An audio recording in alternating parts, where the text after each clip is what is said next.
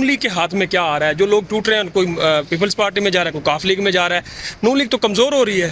دیکھیے مسلم لیگ نون میں ہمارے پاس پہلے ہی جہاں پر امیدوار موجود ہیں اور مضبوط امیدوار موجود ہیں، تو ہم ان لوگوں کو کیوں اپنے ساتھیوں کو چھوڑیں اور ان لوگوں کو شامل کریں جو اپنی پارٹی کو چھوڑ رہے ہیں۔ تو ہمارے پاس تو پہلے ہی ہاؤس فل ہے، تو ہمیں تو ضرورت قابل احترام لوگ ہیں۔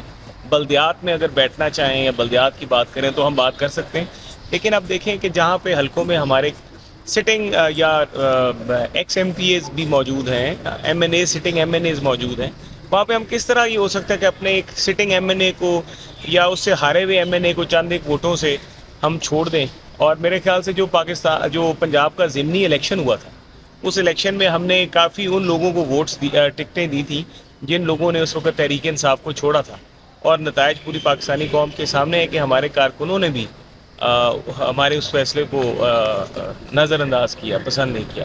تو میرا خیال ہے کہ ہمارے پاس قابل احترام وہ لوگ ہیں، لیکن ہمارے پاس فی الحال گنجائش نہیں۔ پہلے کچھ لوگ رہا ہوتے تو گرفتار ہو جاتے تھے، شاہ محمود قریشی صاحب رہا ہوئے، آج عمران خان سے ملاقات بھی کر رہے ہیں، کوئی مذاکرات کی راہ ہموار ہو رہی ہے، کوئی نرمی آ رہی ہے جو ایک کرش کرنے کا یا کریک ڈاؤن کا کہا جاتا ہے تحریک انصاف کے اوپر؟ دیکھیے جہاں تک شاہ محمود قریشی صاحب کا ہے اور عمران خان کی ملاقات ہے، اس کے بارے میں تو میں کچھ نہیں کہہ سکتا، لیکن ظاہر ہے جہاں تک ان کے اوپر جو لگے ہوئے الزامات ہیں، عمران خان کے اوپر جو لگے ہوئے الزامات ہیں، شاہ محمود قریشی اس جماعت میں ایک سینئر ان کے ممبر ہیں، تو شاید وہ اسی سلسلے میں اگلی جو مستقبل کی حکمت عملی ہے اس کو ٹھیک کرنے کے لیے بیٹھ رہے ہوں۔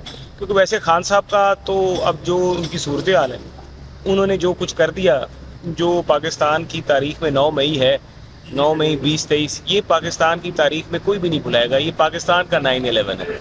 اور میں یہ سمجھتا ہوں کہ خان صاحب نے سارا وہ 9/11 جو ہے پاکستان کا 9 مئی کو پورا پلان خان صاحب نے کیا تھا۔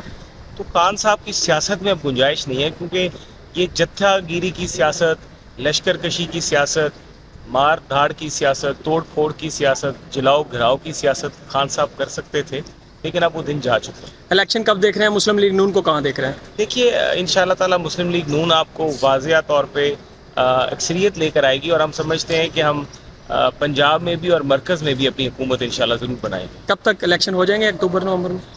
انشاءاللہ جب اسمبلی کی مدت ختم ہوگی، میرا اپنی رائے ہے کہ اکتوبر نومبر میں الیکشن ہوں گے۔